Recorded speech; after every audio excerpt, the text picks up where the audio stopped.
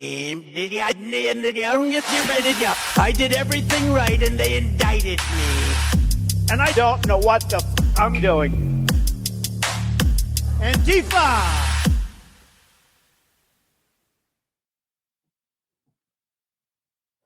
Hello, everybody, and welcome to the Katie Halper Show. Thank you so much for your patience. We are starting a little bit late, but that is because we scored some amazing additional guests. We already had amazing guests, and now we have even more amazing in terms of the number. Not that they're more amazing than the other guests. All the guests are equally amazing, but now we have, numerically speaking, more of them. So, of course, do please, as always, we would love it if you hit the like. It's just a great way to get out the news, get the word out about this stream so that more people come and hear these very important voices that we are about to speak with. Also, please, if you haven't already, please do subscribe to this channel. And very exciting news, guys. We have hit 450,000 subscribers. So thank you so much to everyone who has made that happen. And that includes all of you out there, all the people who work on the show. We are so incredibly grateful. Also, keep subscribing, though, if you haven't already. Please do subscribe. And also, please do become Patreon supporters at patreon.com/The Katie Halper Show. Again, that's patreon.com/The Katie Halper Show. And you get bonus content, extended interviews, extra interviews for $5 a month. If you can't swing the $5 a month, but you just want to help make this show happen, we really appreciate that. And you can do that at a $1 a month level. So that's $12 a year. And it's very, Brad, what is the math on the daily cost if you do the $5 a year? 25 cents Monday through Friday. So not even 7 days a week. It's a quarter Monday through Friday. Thank you. And thanks for Brad for coming on, even though I know the sun is really in your face, but that looked very cool. Like you looked like you were in an action film and had just saved someone's life. So thanks for that. So by the way, we have amazing guests that we had already told you about. But we just added two really exciting guests, and these are people who were involved in the protests against the Palestinian land theft real estate sale. Like, you kind of can't make up this level of evil where synagogues are hosting these real estate sales where you can have stolen Palestinian land. You can try to purchase that. And we want to thank everyone who's been doing these protests. It's a very cynical way, obviously, to try to weaponize a synagogue, a religious institution, to make it so it seems like anyone who is opposed to stealing land is an anti-Semite and protesting a synagogue. That's, of course, not what it's about at all. And so joining us, who weren't able to announce until now because we just got them, will be Terri Kay in the last segment, who is an active member of Al-Awda and co-leads their stolen land campaign. And Rabbi Dovid Feldman, who is a spokesman for Neturei Karta International, which is a religious Jewish anti-Zionist organization. And he recently, you may have seen, he was literally spat on by Zionist protesters because they are such morally upstanding citizens and obviously always take the high road, which includes spitting on rabbis. Because that's how they roll. Okay, but and Rahma Zein will also be in that segment, the great Egyptian journalist, famous for many things, including yelling at Clarissa Ward at the Rafah border for basically being complicit in genocide. But our first guest, we are so excited to bring him onto the show. He is making his Katie Halper Show debut. So things are really looking up for this guy. I mean, he may even get like a job at a university. He may get to move to London. Just kidding. He lives there. But extremely excited to bring on Ashok Kumar, who is a Green Party activist and professor of political economy at the University of London. Welcome, Ashok. Hi, Katie. Hi. Thanks for coming. Of course. Thanks for having me. Nice. Great background. It's such a great background. Thanks. It almost looks like it's like a green screen, but it's not. It's real. Right. It's real. You can see from your movements. Yeah. Yes. Well, you've been making the rounds on media in the UK. You've been doing some pretty phenomenal jobs pushing back at Hasbara talking points. But before we get into the news of the day, I just want to ask you about the recent elections and also the current anti-Semitism panic in the UK. How would you describe what is happening and how it's being covered? Well, look, it's people. I'm sure your viewers and listeners know a little bit about the history, but basically, the Labour Party, similar to the U.S., the Democratic Party in the U.S., sort of degenerated from the 80s onwards. You had the DLC in America, and in here you had people like Blair take over in the 90s, started like Clinton, pro-war, neocon with some social programs, right? Domestically, kind of liberal, not like kind of anti-racist discursively, but then like pro-war. And then it continues to degenerate. And then in 2015, you have Jeremy Corbyn, lifelong anti-racist, pro-Palestinian, from the socialist wing of the Labour Party. And they do have a socialist wing, or historically had a socialist wing, comes to power, laps the competition. Nobody expects, he barely gets on the ballot internally in the Labour Party. And so there's a kind of full frontal attack from not just obviously Zionists, but also the power structure, finance capital. I mean, the domestic and international bourgeoisie. Like literally, it was like everyone was coming at him. And so they thought they could destroy him. There was an internal struggle there. And then in 2017, we almost win. And everyone's shocked. And then it's a full-on attack. They're throwing everything at him. And then in 2019, he loses 52 of the 54 seats for Brexit voting seats. It wasn't actually anti-Semitism that did it, but that led to his character assassination. Now, that leads to a right-wing leadership in Keir Starmer in the Labour Party, completely beholden to imperial and MI5 interess. I mean, completely cocked, right? And then you get someone like Jack Polanski, who the Green Party has always been quite good here. It's quite similar to the U.S. I mean, Green Party in different places are different. Obviously, in Mexico, I think they're the only party that supports bringing back the death penalty. In Germany, they're kind of a kind of silly party. In the U.S., they tend to be quite good. And in Britain, Mexico, it's insane.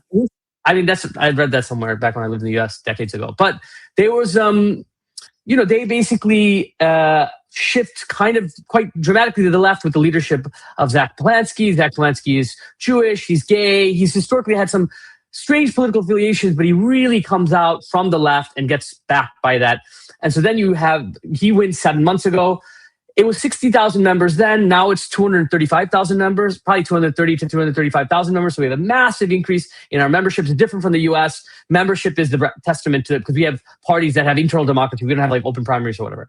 And so then you have the election. So the equivalent of local elections or municipal elections happened 3-4 days ago, whenever it was. And we got the second highest number. You see the kind of uni parties for the Tories and the Labour, who had a kind of hegemonic control for the entire history of parliamentary politics, or the 20th century at least. Parties, two-party system kind of collapse, bottom out. It's like the fork in the road, socialism and barbarism situation.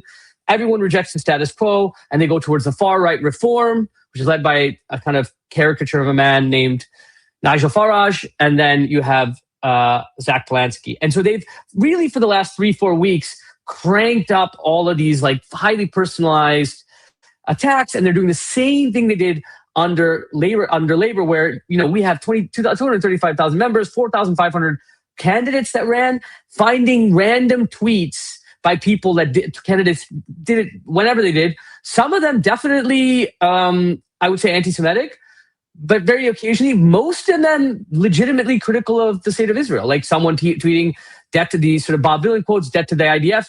The Green Party has very clear language on this. We want to prescribe the IDF as a terrorist organization. We support full BDS that includes cultural, sports. We want to cut off all diplomatic relations. Like, we have very, very strong language, and that's been developing over the last few years as the left-wing shift has happened. And so, they're trying to catch up and get us. And there's a kind of old grandees at the party. They're saying, no, we're taking care of this. But the point is to really stand firm and say, absolutely not. There might be some occasional cases, but there's no problem with anti-Semitism. This is because we stand with the Palestinians. That's the only reason we're being attacked. Right. I mean, I'm sure you could find individual anti-Semitic members of the Tories.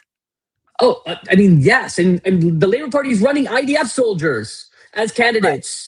Right. Literal IDF soldiers. And the Reform Party, I mean, there's literally hundreds of kids. The point is, and I think, sorry, I'm going on too much, but the point is that the way to attack this is not to say, hey, look at this party. And I'm not saying this is what you're doing, but what a lot of the Green Party does is they go, look at this individual in this party, look at that individual in that party. It's like, no, the testament to the racism and the chauvinism of a party and the genocidal nature of the Labour Party isn't because individual candidates have said genocidal things. It's because they have a policy of supporting a genocidal state. The reason why reform is racist and sexist isn't because individual candidates said racist or sexist things. It's because their party platform is to build detention centers and deport everyone. Not deport everyone, but like get rid of the legal status of millions of people, 5 million people. The reason why you might have Green Party members saying things, but the party platform is explicitly anti-imperialist, and well, I wish it was more anti-imperialist, and we're moving towards that. And it's not explicitly anti-Zionist, but it's very critical of the entity. Right. I'm just saying that the irony is that, like, historically, you have a lot of anti-Semites obviously in the Tories in a way that you don't have in Labour or the Greens. And of course, with Nigel Farage's reform, like comedically named reform, there's bigotry of all kinds, but that includes anti-Semitism. They just happen to be pro-Israel. Of course, yeah. We've seen this, again and again. Yeah. But yes, it is that's, I think, one of the reasons that the clip of you that we will be showing shortly was so refreshing to people was because it was so unapologetically not defensive. So going back to this scare, as we talked about this weekend, and last week, we talked about it with Max Blumenthal, and then we talked about it with Dr. Shola this weekend. The media has been obfuscating and hiding reality, which is what they really do so well. Just in case people miss our last two streams about this, though, can you just quickly tell us, update us about this stabbing of two Jewish men, as well as the arson attempt at a former synagogue, which is in the process of becoming a mosque. Can you tell us about what really happened as opposed to the narrative? So I'll take the mosque first. So that's in my neighborhood. I live in Tower Hamlets. This is in East London.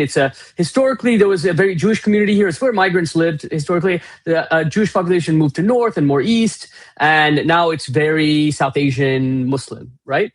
And so when you say Tower Hamlets in Britain, it implies something. It's like, oh, that's like a Islamic ghetto or something. That's the implication. So this is a mosque that this is a synagogue that hasn't been a synagogue for decades, because there isn't a Jewish population here, a sufficient number of Jews who live here anymore. And it was sold to a Muslim charity to turn into a mosque, I think 5-6 years ago. And I think it's 2020. And the point isn't that it has visible, it's visibly a mosque. The point is that Tommy Robinson, who is a sort of fascist, who is like the leading fascist in Britain, his name is Stephen Yexley. He's from Luton. He leads a group called English Defence League. Made it a big thing back when we basically had these massive kind of pogroms here a year and a half ago, where you had these asylums burning down and riots everywhere. And he made this an issue. He said, look at the synagogue. He's a sort of arch Zionist. In America, you have this kind of composition of right, anti-Semitic, but also critical of Israel composition of people. In Britain, it's that you did historically have a right that had, like the BNP, that had that politics. Now you have like very Zionist, right-wing fascists in Britain who are funded directly by the Israeli state or like Israeli interests or whatever. So anyways, and they come to protest, and they're like literally it's just a sea of Israeli flags. So he made this a big issue. So everyone knew that this is what it was, right? It's just come out about, I think, an hour ago that the person who's been arrested for this, his name is Moses something, and he comes from North London. But now that I'm not saying therefore he's Jewish. He's certainly not visibly Muslim, and he's not from East London. So, it isn't alleged. He was arrested. Doesn't mean he's guilty. It points to the fact that this was potentially an attack precisely because it had been converted to a mosque. I'm not saying it's a false. Some people are saying false flag. I think it's probably the case that this was such a big case that I'm open to the idea that it might be, but I think that the evidence is it's being converted to a mosque. It was a very well-known case, and then but nobody's running that story. I mean, it's just happened. Everyone's running the story of, oh my God, this former synagogue was attacked. And none of the press said it was bought, but no one talked about the controversy. Anyways, the second case is that you had a stabbing that happened in a quite an Orthodox Jewish neighborhood of someone with a Muslim name who had been released only days ago from a psychiatric ward. and he stabbed a Muslim, someone with a Muslim name, and then he stabbed 2 visibly Orthodox Jewish men, and they are not, they were injured, but they survived. I don't think it was a very serious attack, and then he was arrested. And so but then the media just ran the story that it was 2 Jewish men that were attacked, and not that it was the first person attacked was Muslim.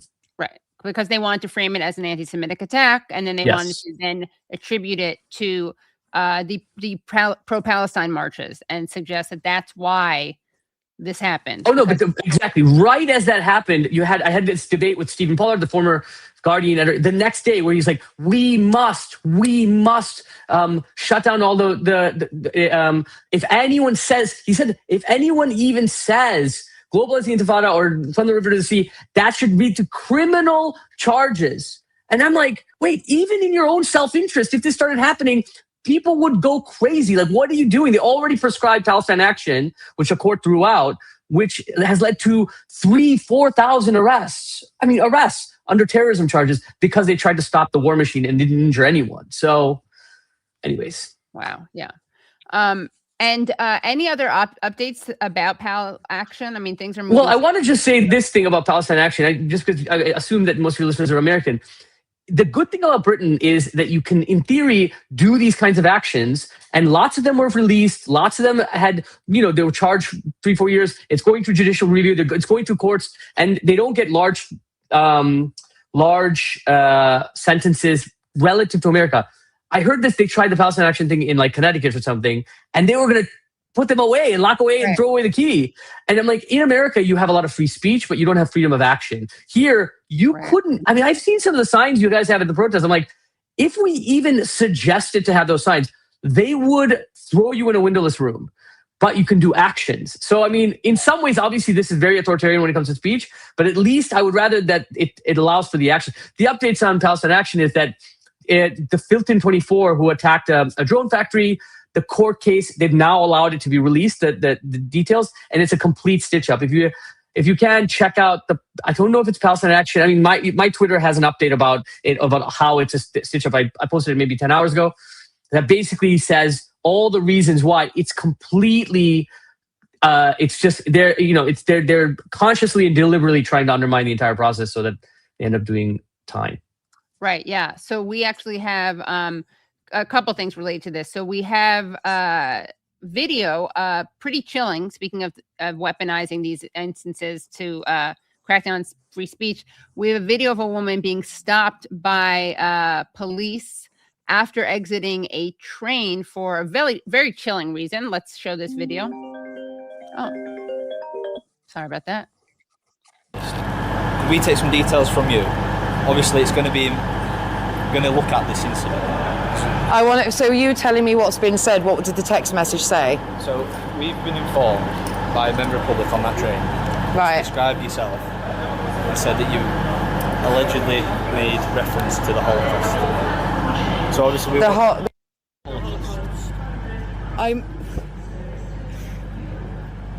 It's made him feel uncomfortable. Made what reference have you? Is there what's specific about what I've said? I made reference to the Holocaust. So on the train, someone has said that I've made an offensive comment that's made reference to the Holocaust. Denying the Holocaust is what the allegation. Denying the Holocaust. Okay. Obviously, we're going to be looking at this matter. Yeah. As I arrived at my train station, I was met by the British Transport Police off the train. And I could see they were looking at me up and down as if they were trying to identify me. As you know, I've had interactions with the police, and I'm aware of. I know the police, and they told me that they had received a text message from a passenger on the train, and I am being investigated now for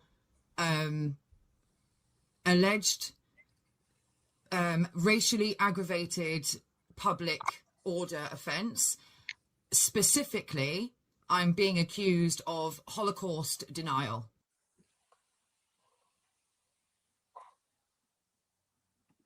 Okay, so there you go. Wild. Yeah, that's insane.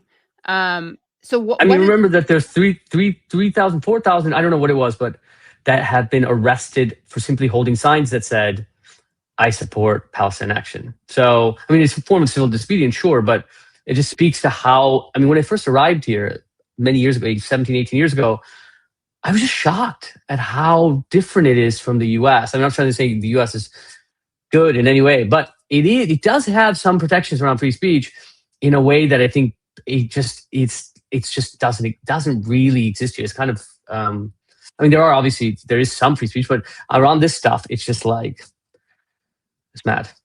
Yeah, it really is crazy. And we have another recent conviction that you just talked about. Luckily, it seems like they were the press, as you said, the restrictions have been lifted today. It's come to light that they are not being sentenced based on criminal damage, and it's referring to the Filton 24. But as Asa Winstanley reported, Justice Johnson secretly ruled that there was a terrorist connection due to the activists attempting to influence the Israeli government by restricting weapon sales. Which, again, you kind of can't make that up.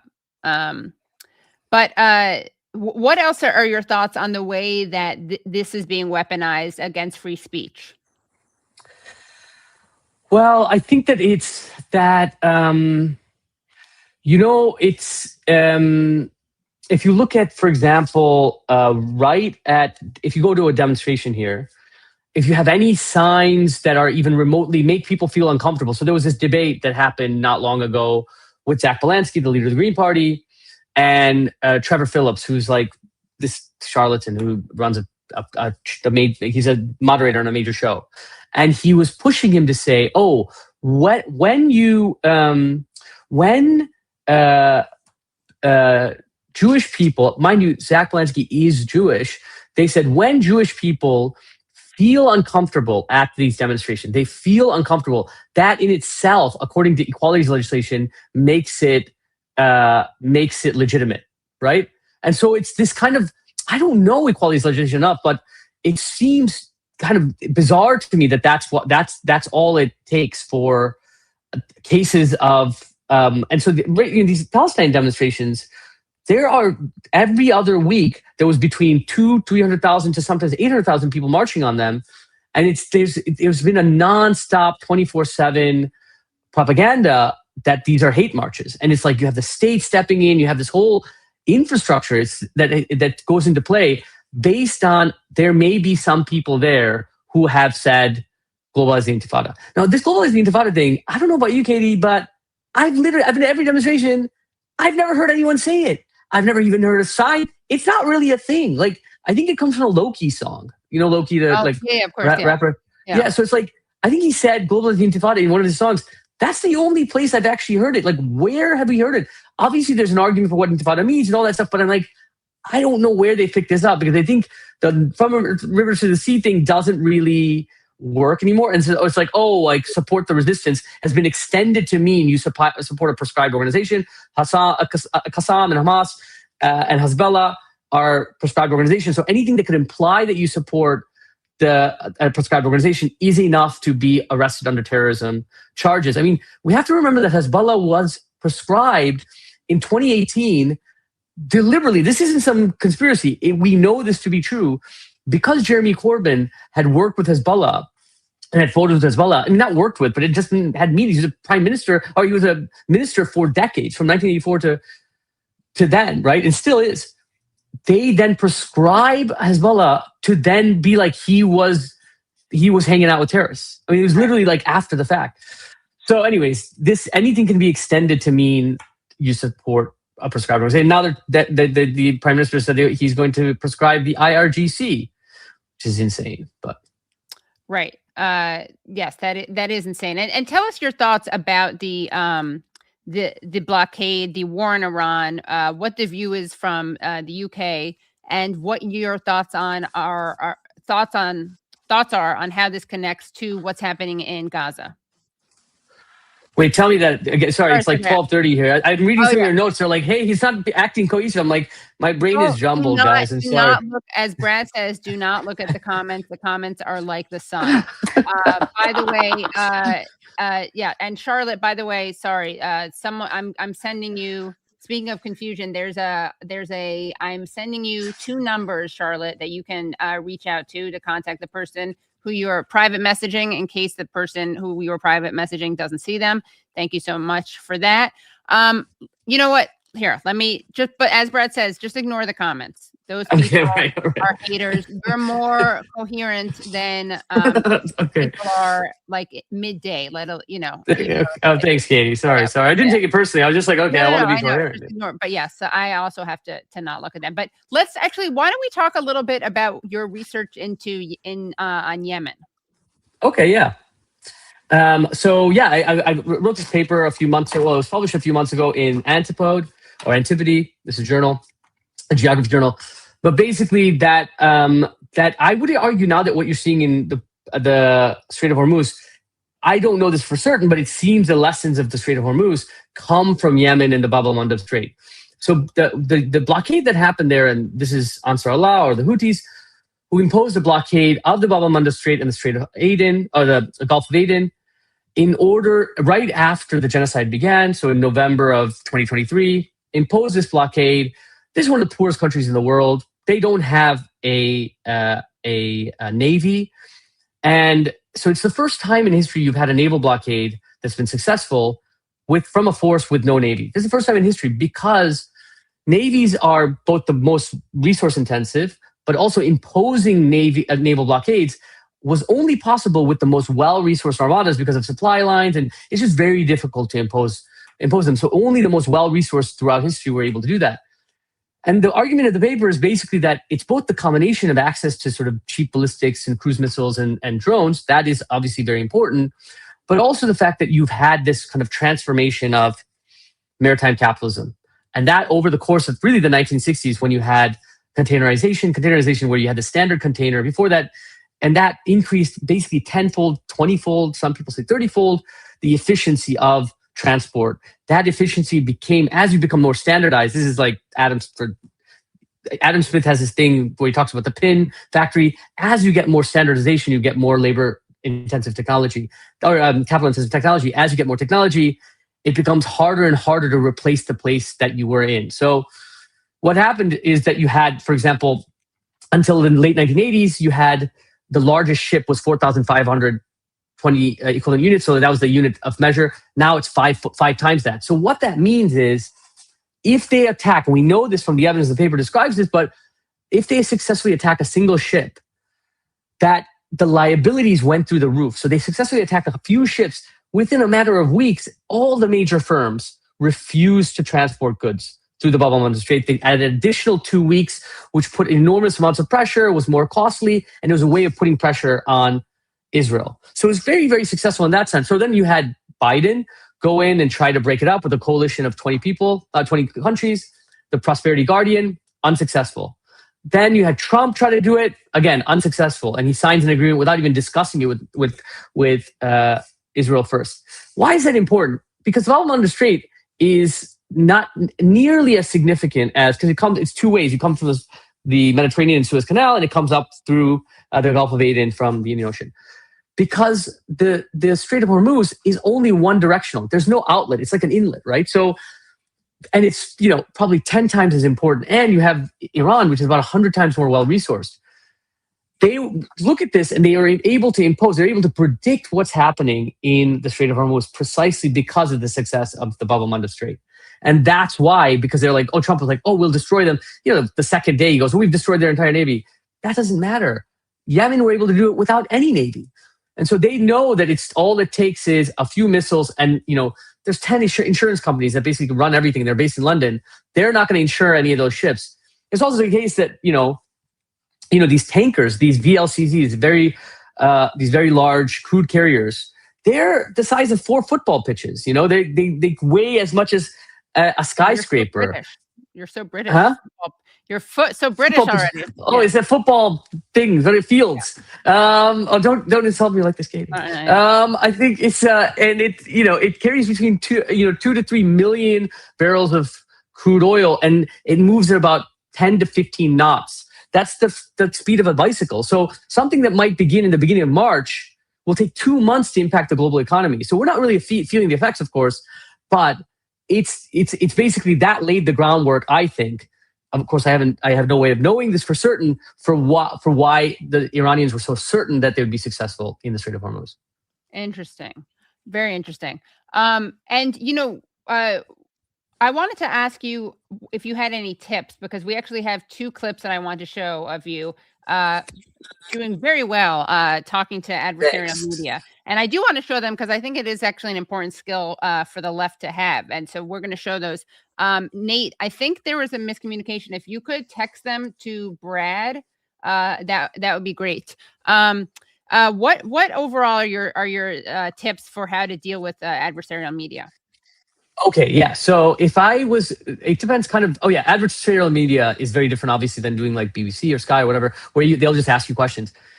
In the adversarial media, I think it's really a question of, it kind of depends on who it is, but, Mehdi Hassan, despite being an annoying liberal, is very, very skilled at this, is that you can latch on to a specific thing they do. So for example, this recent interview, I was like, okay, they're going to come out with, there's all these anti-Semitic claims. And there are some things that people said that is like, obviously, they shouldn't be a candidate in the party, right? But there are lots of things that people say which is like critical of the Israeli state or critical of the IDF, or even being conspiratorial about, was Israel behind the October 7th? I mean, I don't agree with that. I think it strips Palestinians of agency, but I don't think it's anti-Semitic. I mean, there are anti-Semitic conspiracies.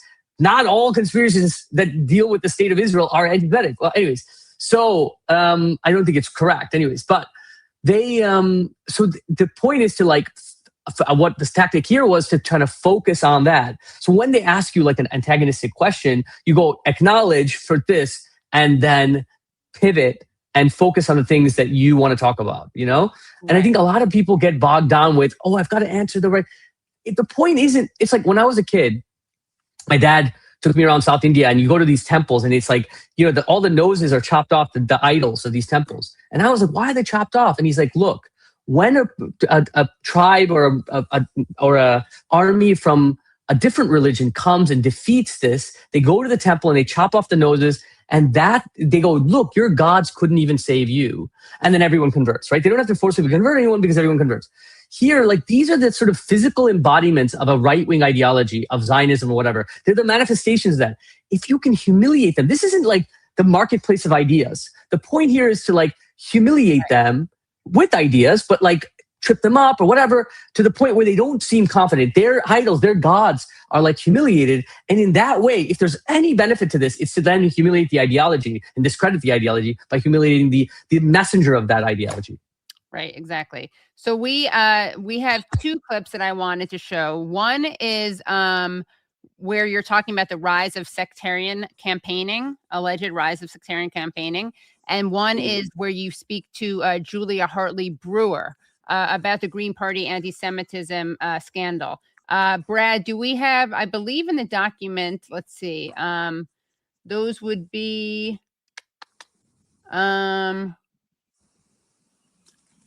one second, Brad. One is A03. That's the sectarian one. And then let me know if you have either of those ones that Nate just texted you to, Brad. Are either of those uploaded?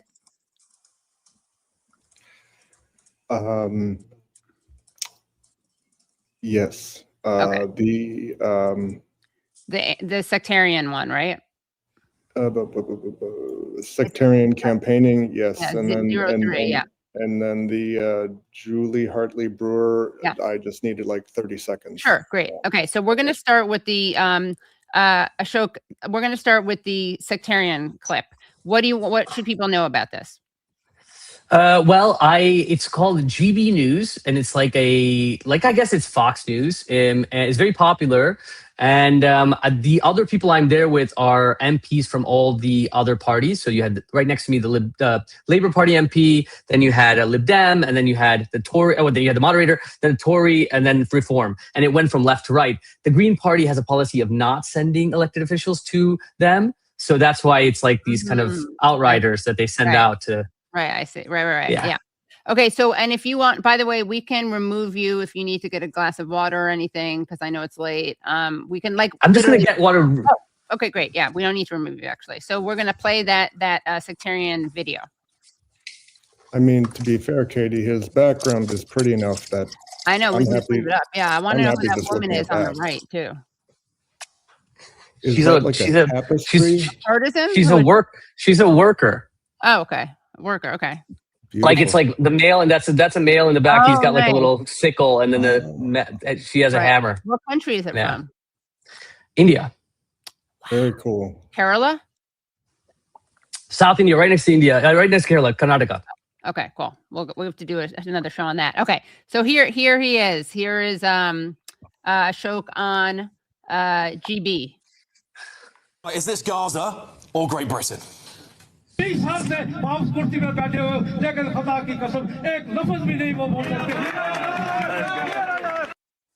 what about this? This is your chance to bring change to your streets and to your roads. So you must come out, vote for. And here is some independents celebrating their victory.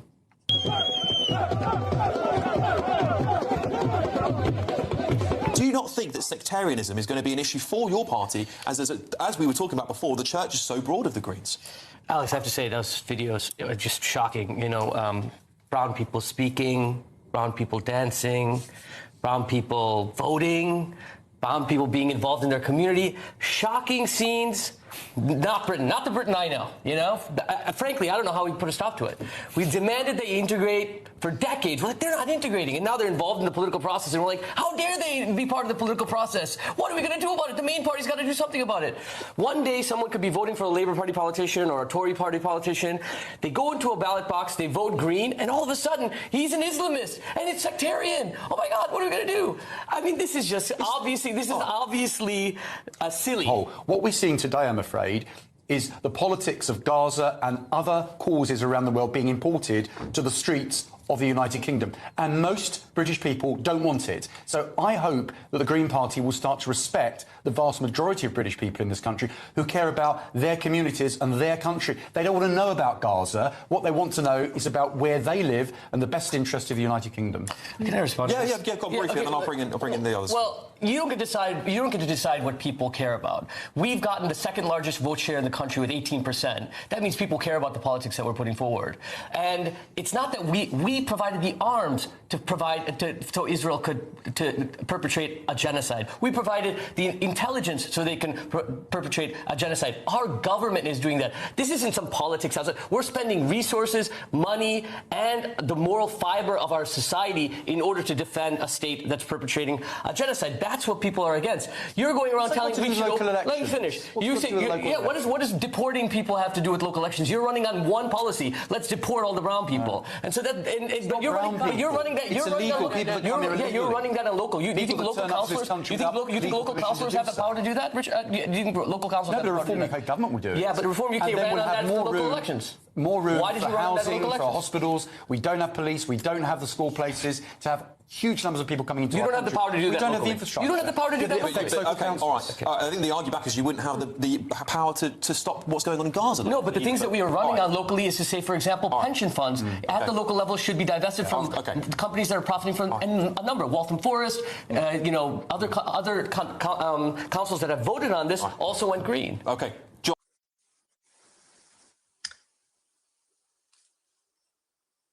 Sorry, it's muted. Very good scaremongering at the opening. I love that montage of different brown people. But it was also crazy. It was just like these literally they're like getting elected, they're killing the game, and they're like, and then also they're just dancing. They just won. That's from, I think that last one was from Redbridge. They just like sweeped it, and they're just like dancing. They said they're Punjabi, and they're like, oh, look at these monsters. They're dancing. Can you believe they're dancing? Like, what are we supposed to do? You just want us to die? Like, what the fuck is this? Okay, you can curse it, right? Yeah, sorry. Yeah, in one clip they dare to speak another language, and then in another one they're speaking English. They're just he looks like a kind of he's got like a Pakistani or Bangladeshi thing, right? And they're like, look, the guy, he's wearing those clothes. He's not wearing jeans. Yeah, it's crazy. It's really insane. Yeah. And the guy from the right, like the reform guy, he's like a ghoulishly fascistic person. He used to be a Tory. He's very pro-Israel, has done multiple trips to Israel. He's like very Zionist. He's like, what does this have to do with this? It's like your entire politics is about being a kind of factotum to the Zionist entity. So it just felt like, and also they only run on one policy. There's only one policy, which is we're going to deport everyone. It's no relevance to local politics, but that's why he was kind of like, he was kind of floundering a little bit when pushed on that. Right. Yeah. That was insane. Well, that was pretty great. And then we have this other one where you are talking about the anti-Semitism issue. Tell us with Julia Hartley, what does the non-UK audience need to know about her? So the one that we just watched was the night after the election, and this one was a few days before. And they basically were running this kind of massive smear. It was that morning that the Labour Party had dropped this dossier of like 30 councillors who are like, and it was all like Zach Plansky's face all mangled, and it was all like kind of like scary green font. And it was like, this is why it's the same tactic they did, the sort of right of the Labour Party did under Jeremy Corbyn. And it was like all these terrible things they were saying. There was also like some accusations of racism, accusations of sexism. The party central, the Green Party Central, had sort of been like, yeah, we'll investigate people. That's it. They were like, just because the party's expended so much, they don't have necessarily the resources, and there isn't the political cohesion to like have your message discipline to be like, no, this is like, these are just, there's a process in which you can file things and blah, blah, blah. So they're like just investigating, and then they made that a headline, like they're investigating 30 people. Like, to be investigated doesn't mean anything. It just means a complaint is launched and we are now responding to the complaint. Right. Okay. Yeah. So, yeah. Anyways. Yeah, that it's like damned if you do, damned if you don't. If you respond to it, it's a problem. If you ignore it, it's a problem. If you acknowledge it, you go, yes, this is an issue. Then they're like, do you have a problem with anti-Semitism? Why won't you apologize? Blah, blah, blah, blah, blah, you know. An issue. Yeah, exactly. Yeah. It's like feeding blood to wolves. You think, oh, that'll satisfy them. They're like, no, now they want your hand and your face. Right, exactly. Wolf. Yeah. All right, so let's take a look at this. Wait, is that a trope? Did I just do a trope? No. Okay. Oh, right, shit. Shit, I don't know. I'm just like, I just meant in general. Wolves. I mean, she's not even Jewish. Wolves is actually very coded language for Jews. I'm just kidding. Not at all. That'd be funny. If like that was what you missed. I don't even know. Living in the UK, the rise of the wolf as Jew. I don't know. I'm sorry. We could talk more about issues, but I don't think. Okay, well, let's do that. Let's talk about issues. Because one thing I think we can all agree is a big story is the fact that we are seeing a massive increase in physical and verbal attacks on Jews in this country. The stabbing of 2 Jewish men by an alleged suspect currently who's already been charged, believed to be an Islamist attack, has caused great concern. We've been big summits in Downing Street, and we're going to be fast-tracking hate crime prosecutions and the like. Now, there's no doubt at all there is a problem of anti-Semitism within the Green Party, because the Green Party itself is investigating no less than 30 candidates who have been publicly identified as having posted or said or written blatantly anti-Semitic things, calling Jews vermin, rats, celebrating the October 7th massacre, suggesting that Hamas are, resistance fighters. I mean, you are a Green Party activist. Let's talk about the issues. Is it an issue if you support a party and a party has as much support as the Green Party has garnered in recent months, which is basically siding with Islamist extremists and anti-Semites and is putting up candidates in local elections who are blatantly, outrageously, disgustingly racist against Jews? Okay, so firstly, we have over 4,500 candidates. We've gone from a party 6 months ago that was 60,000 to now having 230,000. And so, yeah, of course, needs to be a more thorough vetting process. But it's not that those 30 candidates are being investigated for anti-Semitism. They're being investigated for a series of comments, some of them racist, some of them sexist, or the accusations of that. They haven't been found guilty of that. And a large proportion of them are guilty of being critical of the state of Israel. Some of them, of course, are anti-Semitic, but a lot of them aren't. I think. But no one's being investigated for being critical of Israel. That's not true. That's not true. The list was released by a labor dossier this morning. I'm sure you've seen it. And they are, for example, retweeting the Bob Dylan lyrics about death to the IDF. I'm sorry, Julia, but that's not a crime. We're allowed to criticize and even call for the death of a foreign army. If I said death to the IRGC, should that be criminalized? If I said death to the Russian army, should that be criminalized? Should I be deselected as a labor candidate or a reform candidate? The vast majority of these candidates are being investigated. I think there are parties that have platforms, and those platforms are the policies upon which we run on. Individuals who may have tweeted things years ago out of a massive list of candidates, I think that is not an accurate representation of the party. And I think I would say the same thing for labor. I'd say the same thing for reform. I think when it continues to happen again and again and again, and you're saying it's a vetting problem, you could argue, why do those people think that the Green Party is the home for them? Do you think that Reform is a racist and sexist party because of the dossier that was released by Labor last week? But I think they do have a problem. Well, why is it one rule? Why is it one rule for Reform and one rule for? No, but I didn't say the Green Party was anti-Semitic. I said you've got a problem with anti-Semitism. It's a different thing, isn't it? I don't think there's a problem with anti-Semitism. I think that a small proportion of candidates who've said things in the past, they're being now investigated. There are questions about candidates is an indication. There are questions about the likes on posts and the retweeting posts from not only Zach Polanski but also both deputy leaders as well. That would suggest there is an issue. Tell me specifically. There are so many pieces of paper in front of me. There's so many. I'll message you afterwards, but you will have seen them. I want to know. Please inform your viewers. I haven't seen them. I'd like to know which leaders have absolutely plenty of them. I'm desperately trying to find them right now. Well, I will. I'm literally in the edge of my seat, waiting for you to give us this vital breaking news. The anti-Semites are running the party. I'm held back by the fact I can't actually leave through things with plaster on my fingers, but there we are. Oh no. Well, these are issues. Green Party leader shared a conspiracy theory. Rachel Millward, co-deputy leader, shared a conspiracy theory about the Golders Green attack in which 2 men were stabbed. Shared a post which claimed a third victim the day was Muslim had been erased to suit a weaponized, desperate narrative.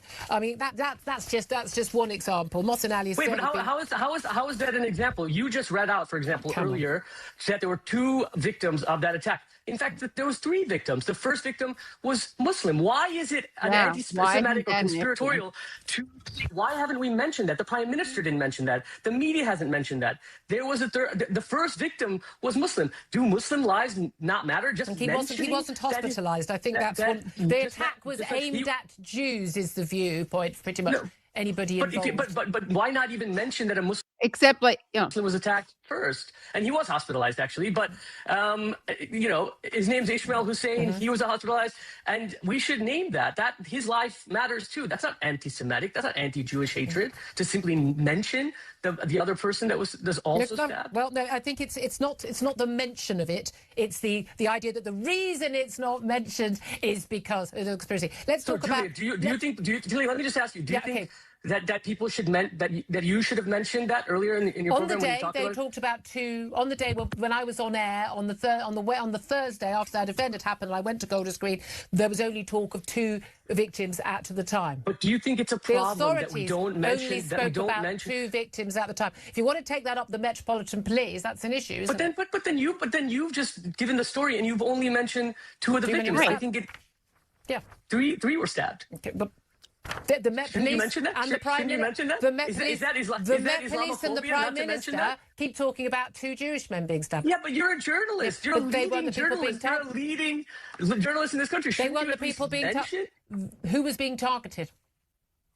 A Who Muslim do you believe was being targeted? People. A Muslim and 2 Jewish people. And you think the Muslim was targeted because he was Muslim? Well, I don't know, but I don't think we should not mention that. I don't know the full story. You've mentioned him, but there we are. Can I talk to you about? I've got very little time. Maybe I'm guilty of conspiracy theories because I mentioned it. Well, you think there's a conspiracy theory, but I don't think there is, and I think suggesting there's there's no conspiracy. Okay, can I mention other? Can I talk about some other policies? For the love of God, please Ashok. Please. We've got very little time. I mean. I love that. It's like she's like I'm trying my best to be a stenographer for these institutions who do not mention that there's a Muslim. So can you please stop demanding that I not do that? The other thing they say, oh, what's your advice on things? It's like when your opponent is on the ropes, don't let them go. Right, yeah. Keep hammering, because it's about destroying the object of the ideology. Right. No, it was great. And also you didn't insult, it wasn't offensive and it wasn't insulting. So it was it was perfect. If I do say so myself. Yeah. Thanks, Katie. That's very kind. Yeah. Of course, yeah.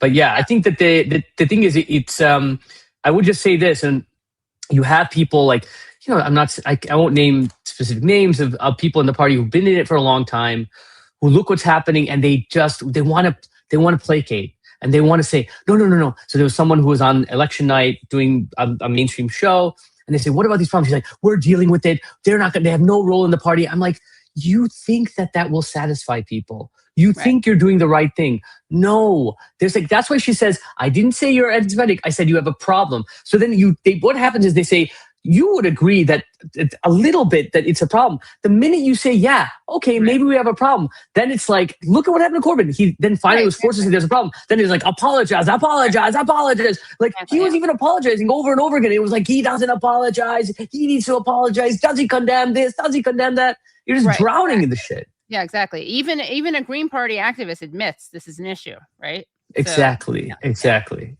Well, I want to have you back on because I could ask you about so many other things. I want to hear about India. The whole thing, all of India. No, I'm down. I want to hear about what you learned from your dad, and I want to hear about. I don't know why I gave that story. It's late. I remember seeing that in the Monkey Island or something in Bombay. It's all over you. You have the noses chopped off and lots of the things. And I think the Portuguese use them for target practice. I want to ask about that, and also about political economy stuff, and also historical materialism. So we'll have to have you back on. You are going to be our U.S. Wait, are you a U.S. citizen? Are you a U.S. citizen? I am. Yeah. Okay, you are going to be our U.S. citizen living in UK Stringer. Sick. No one else does that demographic. Sick. I'm down. Yeah, great. Awesome. Thank you. Well, thanks for having me. Coming on. Yes. Amazing. And thanks for staying up so late. And we will have you on again. And I want to thank you, by the way. Okay, that's fine. Yeah. All right. This has been a great show, and it's so much fun. And I'm so grateful to everyone who's joined the show. That was a cool little move. All right, we're gonna try to bring on another guest. It may be technically a little challenging, but for this guy, it's nothing compared to the other feats that he's managed to achieve.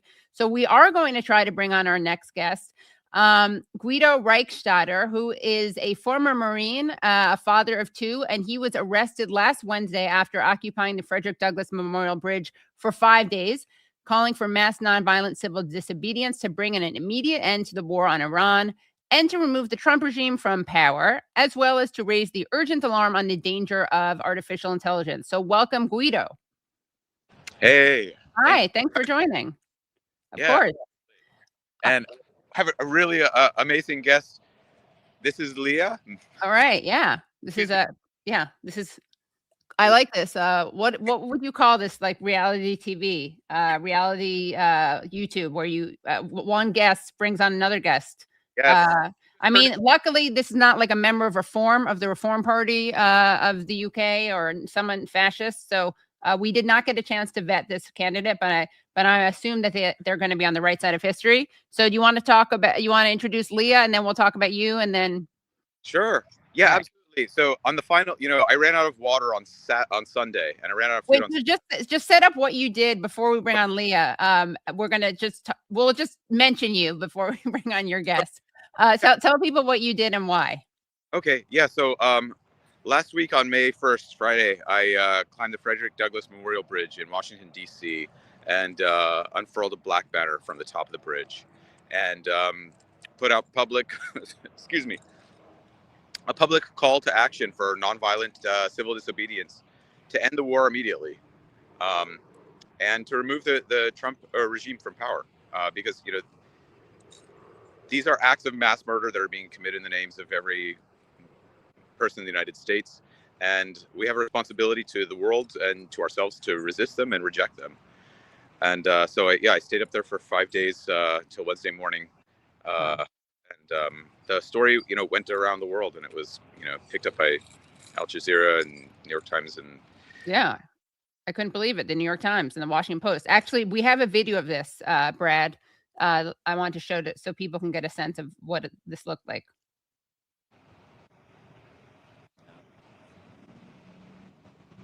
And that would be coming right up. Yes, that is, what is that? Is that B1, Katie? Exactly. Yep, B1. Perfect. Thank you. Man comes down from DC Bridge after 5 days of protesting war and AI. Hands off Iran! Hands off Iran! Hands off Iran! Hands off Iran! So your food ran out Saturday morning. You've been without water for 5 days? Yeah. And he trekked down a ladder hidden within the arch.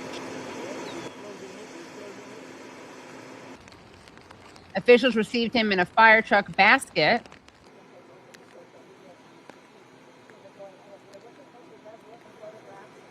Once with officials, he was placed in handcuffs and taken away in an ambulance. So I wanted to know, before we bring on your guest, what your experience in the Army was like and how that shaped your views of the world, because I know you grew up in an evangelical home. And I assume evangelical conservative. So talk about your kind of political trajectory, your ideological trajectory. Yeah, I definitely grew up in a kind of conservative, culturally conservative Christian household. Had a very one-sided, propagandized view of what U.S. policy and the U.S. presence in the world was. And I joined the Marines out of high school to, fight for freedom and democracy, basically. And it wasn't until I got to university, a friend of mine basically confronted me on it. He showed me a documentary of nuns that had been killed in El Salvador with essentially by death squads trained in the United States, the Americas. Right. And blew open this whole aspect of history that, and one thing led to another. By the time, I went in for very ideological reasons to make the world a better place, right? And when I realized that essentially I was on the wrong side, it was not hard to refuse cooperation. And when the second Iraq invasion came around in 2003, I saw the lies that everything was blatantly being orchestrated around. And I told my commanding officers, I said, I'm refusing to train. I'm not going to train. I'm not going to deploy. You can do what you want with me, but I'm not going to fight in this war. The GI Rights Hotline, and they kind of walked me through the process of applying for conscientious objector status, which was in fact granted. So, excuse me. And did you actually fight? Did you actually serve? Yes, I was never in combat, never deployed. I refused to deploy to a unit was activated, and I did not go. Okay, got it. And what are your thoughts on why this war in Iran is happening? Why is this war of choice being launched by Trump? I mean, it's a Israeli-American war of choice, right? It's being fought to advance Israel's interest in the region, and this conception of the United States as a partner in securing hegemony. Right. And what about the role of AI? Because I know that's something you protest. Yeah, absolutely. A lot of the targets in the opening salvo of the war, probably even the school in which hundreds of school children were killed, was the reporting is that these targets were selected by AI systems, and we should expect, that as these systems grow in capability, they will become even more lethal and effective weapons of warfare. That's what they're essentially being designed as tools of global domination, essentially, as well as domestic pushing for the fascist domestic project to seize power, which facilitates naked aggression across the world through violence and social control. And just curious, were you able to bring your family with you, like ideologically and politically? I hope that I'm divorced from my ex-wife, and ideological, grounds were part of that, actually. But I hope that I've set an example, and I try to set an example for my children by my actions to encourage them to do what's right, regardless of what it costs. Okay, sorry about that. That was not intentional. That was not me. I'm not like anti-divorce or something. I didn't leave. Sorry, I lost the audio. Oh, no. I'm just saying I didn't leave for ideological reasons. Can you hear me now? Oh, no. Can't Okay. hear you. Yeah, Katie, I think that the problem is what we've encountered before, and I think that the solution is for him to leave and come back. Okay. But I'm not sure the best way. Tell him that. Yeah. Yeah, let me get on that. Okay. Okay, great. Yeah. You still can't hear him, right? Can you refresh? Let's see if he understands this. Refresh. Reload. Yeah. Reload. Look at that. That was great. This is a very fun episode. Very fun stream. Thanks, everyone. If you haven't already liked the stream, make sure you do. Okay, can you hear me now? Yes. Yes. Okay, great. Okay, I meant like the family from like the evangelical family from which you came, but Oh yeah, absolutely. My definitely. I have two younger brothers, and even my mother has gone. She's moved on her own political journey over time.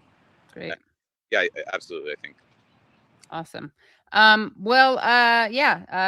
is, I mean, I'm a secular Jew, but I do feel like Jesus's message is pretty clear on this, to my evangelical brothers and sisters out there. And it's not to fight wars.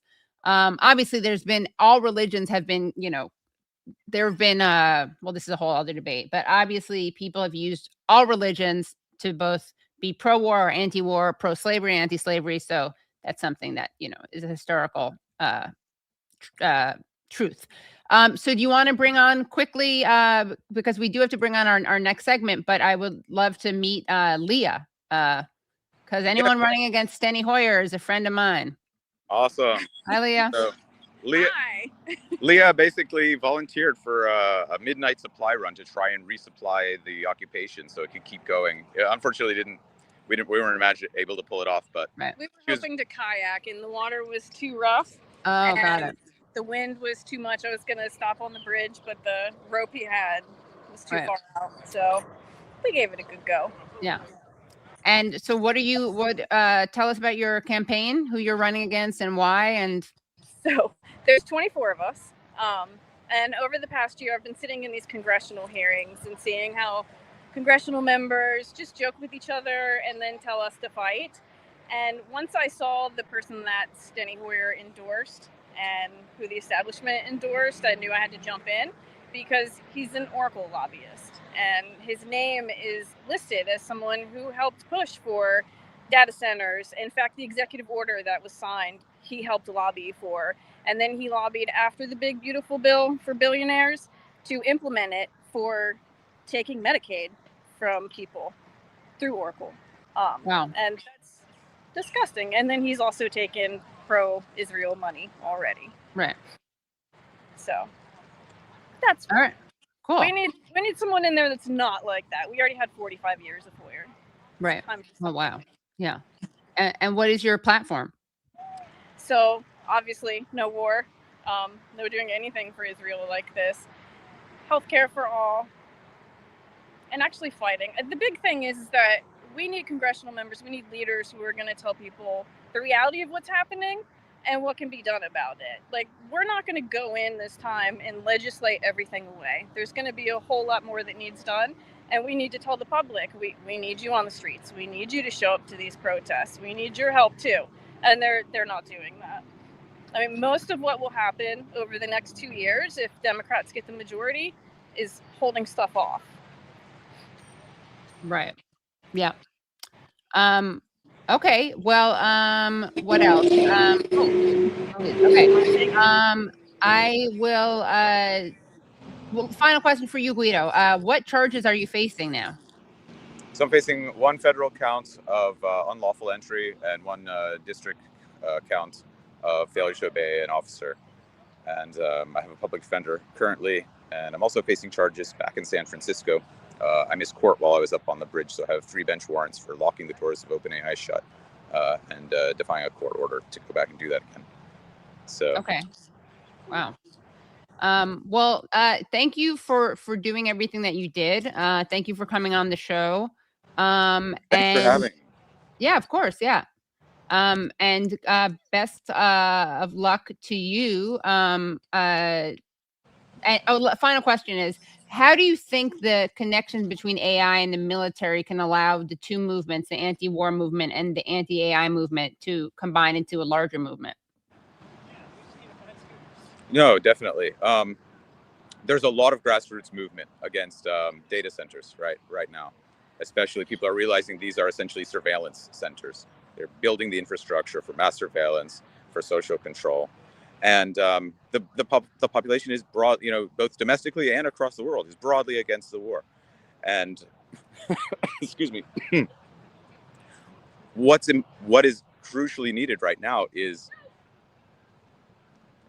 the organization in order to withdraw our support from the system in a coordinated way to exert massive political pressure through nonviolent non-cooperation.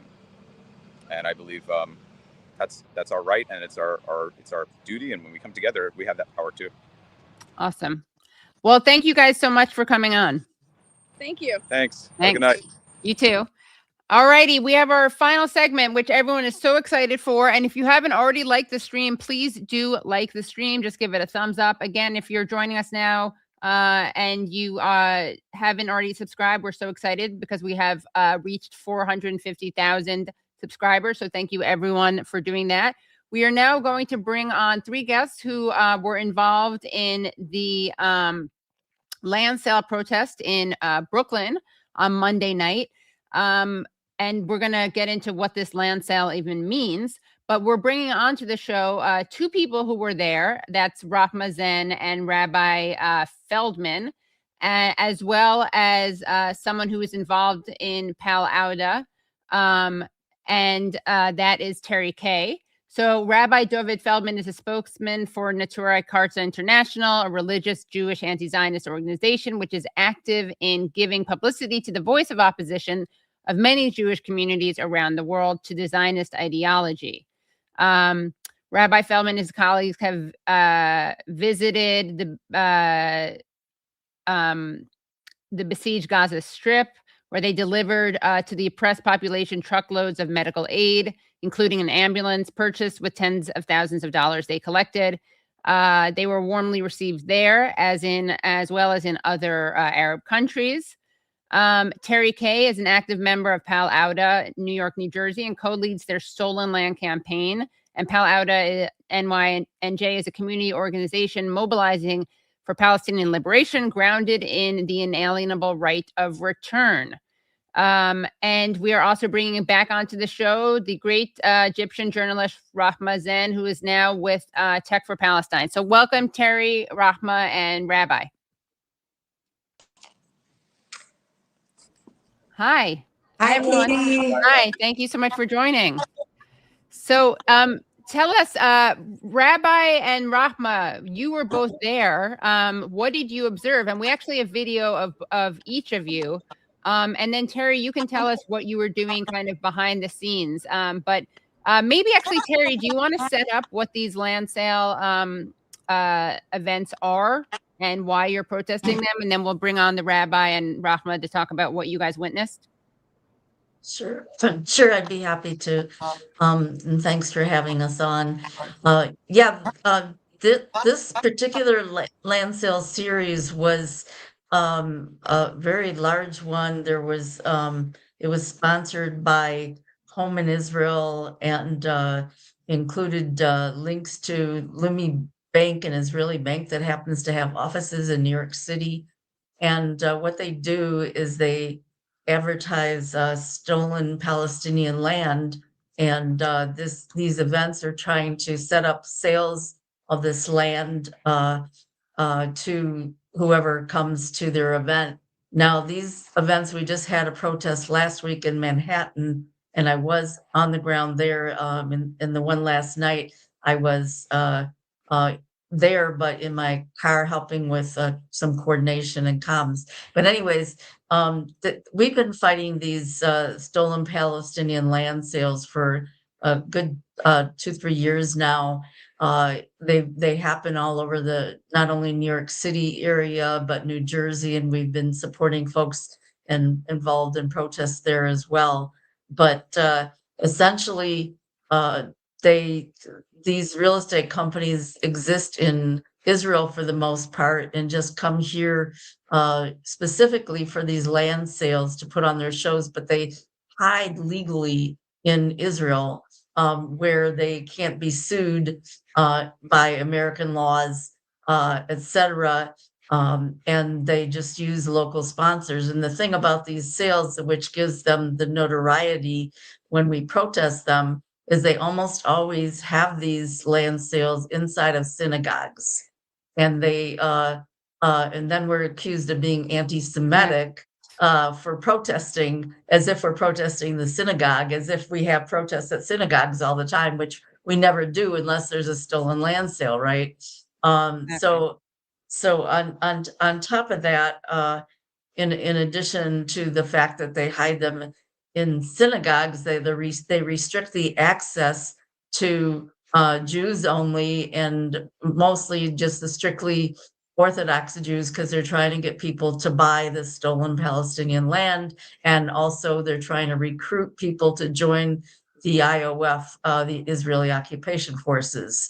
And so it's a double whammy there in terms of both trying to get people to move on to land that is actually the homes, or was the homes of Palestinians who are being evicted. And right now there's very heavy increase in settlements in the West Bank, where the government, the Israeli government, is just doing very intentional invasion of whole villages and towns, and tearing down homes and tearing down the agriculture, and stealing their livestock and everything to be able to keep them from having a livelihood and an existence.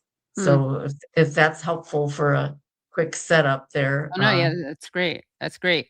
And I also wanted to note that you are a member of Port Workers and Communities for Palestine, which organizes against Zim, an Israeli shipping company, which is involved with the shipment of weapons to Israel. And you yourself are an anti-Zionist Jew, and your parents escaped from the Holocaust in Hungary. So they were Holocaust survivors. Did they right. escape after, like they lived there during the Holocaust, or did they leave before the Holocaust? They were there during the Holocaust, but they were underground. So they had fake papers and were moving in the underground network. But all my grandparents and a number of my aunts and uncles were killed during the Holocaust. And is that kind of heritage, does that shape your view of what's happening right now in Gaza? Absolutely. I mean, what happened to my family and my parents had absolutely nothing to do with Palestinians, nothing at all. My family was trying to come here to the U.S., and there were quotas against Eastern European Jews for coming to the U.S. because they were trying to get Jewish people to go to Palestine.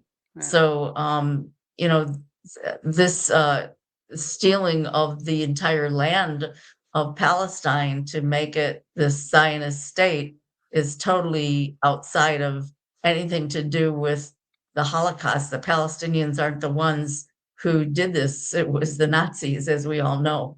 Right. And so did your parents move? Where did they go to after Hungary? Well, they each had a sister who was already in the U.S., but when they applied to come, they were denied as Eastern European Jews. So they wound up leaving Hungary and going to what had just become the state of Israel. Oh, wow. Yeah, and that's where I was actually born. I was 2 years old when we left. My parents found out that Canada didn't have immigration quotas. And so I have no memories of there, but we wound up going to Canada until we were able to then immigrate from Canada to the U.S. Oh, wow. Yeah. And do you see, I mean, a connection between, obviously the Palestinians had nothing to do with what happened to the Jews, but I mean, there are people who are Holocaust survivors or descendants of Holocaust survivors who see, you know, never again, meaning never again, not just for Jews. And so the legacy of never again is about Palestine also. Never again for anyone. Right. Yeah. Absolutely. Yeah. Well, Rabbi and Rahma, I like the way those roll off the tongue, like that you guys are part of a team.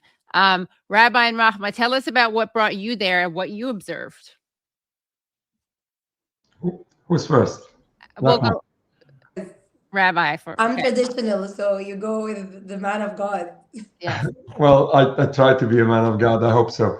Well, what we had is unfortunately not the first time we have this kind of experience, but what was very strange, or for many people, maybe even shocking, when people are told always that, you know, Israel and the Israelis are those polite people of justice, and, you know, this is beautiful, politically correct people. And then, you know, the Palestinians, the Arabs, the Muslims are those radical terrorists. This is what we always hear in the news and so on. What happened last night is something totally different. We came there. There was a couple of hundred of pro-Palestinian people, activists. We had dozens of religious Jews, and we had a very clear message. We were loud, but very disciplined and very peaceful. And then what happened is that those pro-Israelis were so arrogant and so wild and so dangerous and so terroristic. This was really, this is something I expected. I knew this is going to happen. I know the area and I know the people. But this didn't stop the people. But, these attacks, these assaults, and you're definitely aware what happened to me personally and to other of my colleagues. This shows you an example what happens to people when they come out in public. And no wonder that so many people are intimidated, and they not necessarily have the courage of coming out and expressing their views. Now, many times I'm being asked, what's the opinion of many Jews in the United States or elsewhere regarding Israel? And I always say there are masses of Jewish people who are so frustrated and disturbed and embarrassed by all what's being done in our name.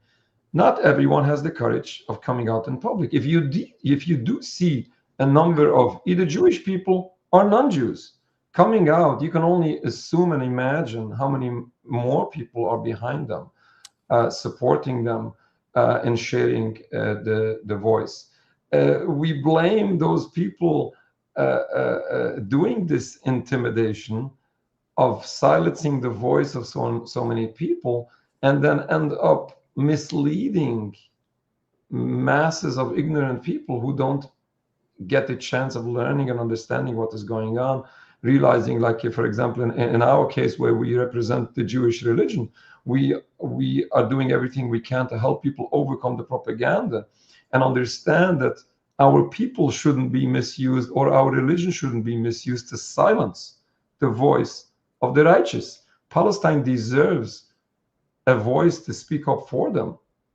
Little babies who are being killed, infants who are being killed, deserve a voice, at least in the free world here in the United States or elsewhere. And we should encourage free speech rather than oppressing it. Yeah. Amen to that. And we actually have a video of you, Rabbi. Is there anything you want to say before you set this up? And this video would be C3, Brad. I'm not sure exactly which portion of that incident you have, but you might have the full video, which starts with an interesting interaction that happens in these cases, where a pro-Israeli, a pro-Zionist approached me. And this happened a number of times during this rally yesterday. In addition to all those arrogant people just yelling and spitting or physically attacking, hitting and punching, all of that. But many people come over very reasonable questions, which is expected, and they are listening. And this was one example.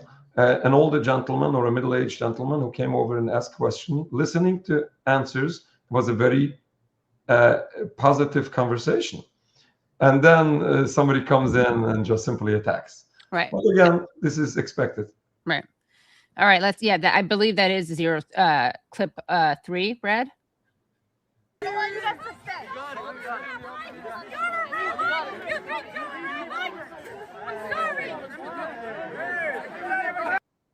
Wow, that woman looks rabid. I'll say that. So no one gets accused of being sexist, but I don't know what other word you can say. She looks crazed. So was that older man, the man between you guys, I assume he was the person asking you kind of and we may have the longer video. I believe, Brad, that Rabbi gave it to put it in the chat. You not necessarily will see much more. You know what Right, you that's showed basically it, though. Okay. exactly.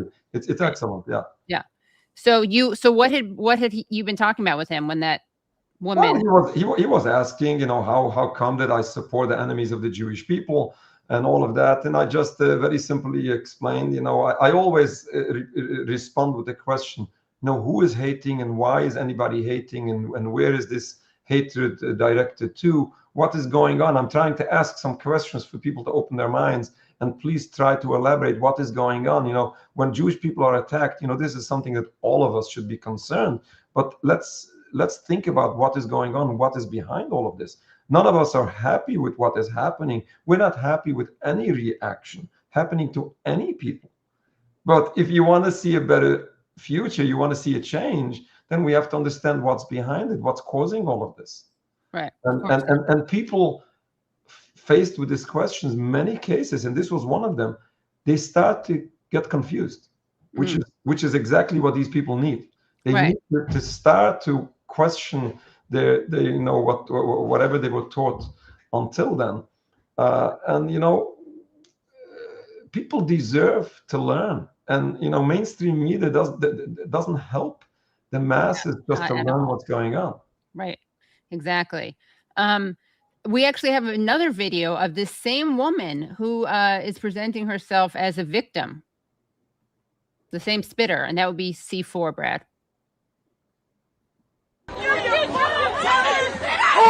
Fucking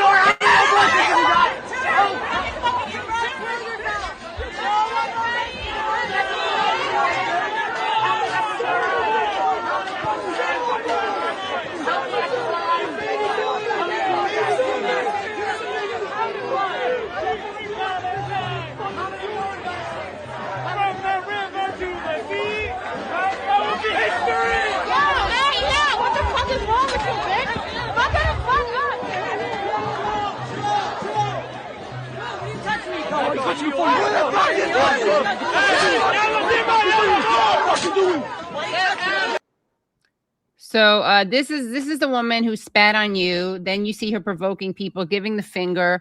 Then we hear someone else saying whore. And I believe that that is also a woman who let's see, Talia tweeted this. This is a full clip, okay? Of this incident that we're seeing.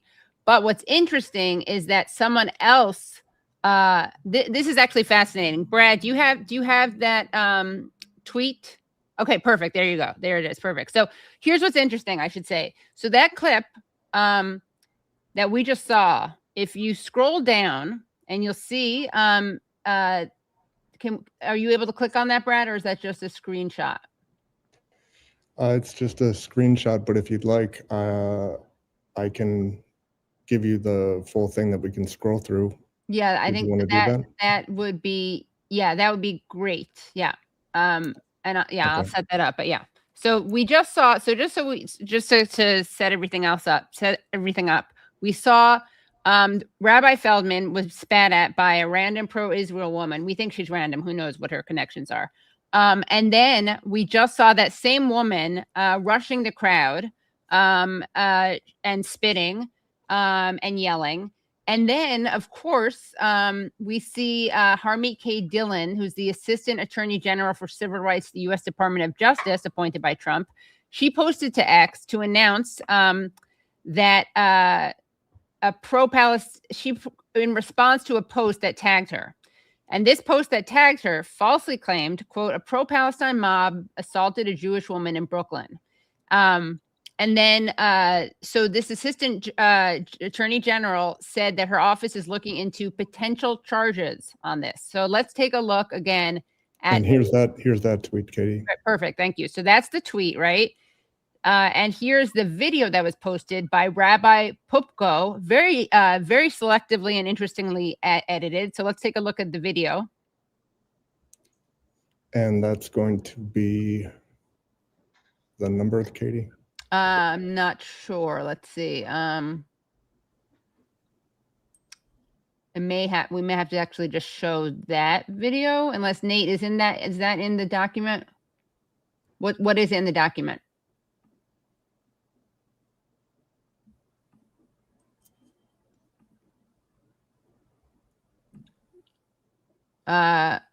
Well, it's just a part of that clip, I guess. Sorry, I'm trying to see if. All right, I'm not sure. It's in the document apparently, Brad, but it's that. I'll text it to you. Yeah, it is in. Okay, you want the second by second video of the pro-Palestine mob? Is that what? Yeah, the slow. It's like slow motion and short. Yeah, because the whole point is it doesn't show the context of what happens right before, right? So it looks like this woman's just being chased. You'll see. Right. Okay. Yeah. And then as Brad gets that, I'll ask you, Rabbi, about what I mean. This is not the first time you've been spat on, unfortunately, correct? Correct. Yeah. So, I mean, what are your thoughts on this? Well, my thoughts. It's painful to see people who are so ignorant and so wild in the same time, and they really don't know what they are doing and what they are representing. When we have a chance to speak to those people, regardless whether they're angry or interested, at least we see that they don't really know what they stand for. Many of them strongly believe they stand for the Jewish people, for the safety and security of the Jews. Some of them really believe that they are preserving the Jewish religion, which is unfortunately so deeply disturbing, because everything is like totally distorted in their minds. What the Jewish people are supposed to be, what we are supposed to represent, and what our religion is teaching us. And this is deeply disturbing. When we see these incidents, this just gives encouragement how important it is to raise the awareness, how important it is to help people. Whether these individuals will be willing to listen, that's a good question, but at least other people should have the opportunity of understanding what is going on. And let me add something that was mentioned in the previous segment about anti-Semitism. I attend all these rallies all the time. None of these rallies is anything about anti-Semitism. If you want to find some criticism to them, that's a conversation for itself. But this is nothing about anti-Semitism, nothing about desecrating a synagogue. On the contrary, we say it's because that these illegal events are taking place in a synagogue, misusing the religion to cover up these crimes. Therefore, we stand up to set the record straight and to say, no, these events taking place in the synagogues is a desecration of this religion that the synagogue is supposed to represent. Right. Yeah. So here is, Brad, do we have the video? Okay, great. So here is the very misleadingly edited video. What the fuck is wrong with you, bitch? Fuck it, fuck up!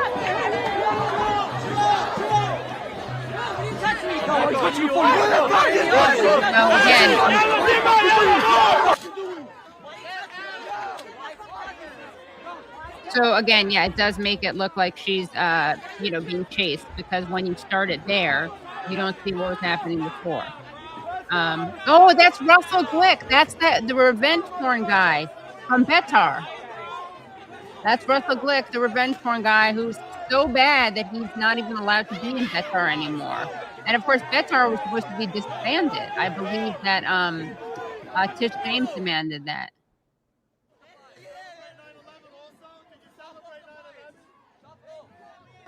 Are you celebrating 78 years of bloodshed? 78? Are you celebrating 78 years of bloodshed? 78 years of occupation? Are you celebrating this? Are you celebrating 78 years? Who's celebrating terrorism? Who's celebrating?